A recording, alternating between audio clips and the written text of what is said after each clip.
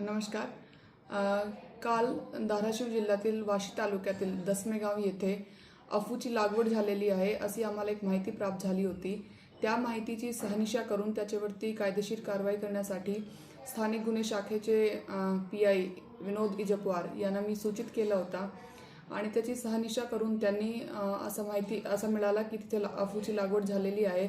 त्यावरती NDPS कायद्याप्रमाणे कारवाई करण्यात आली.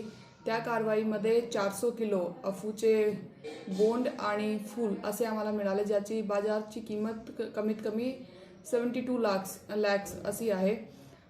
त्यामध्ये पुढील कायदेशीर कारवाई चालू आहे.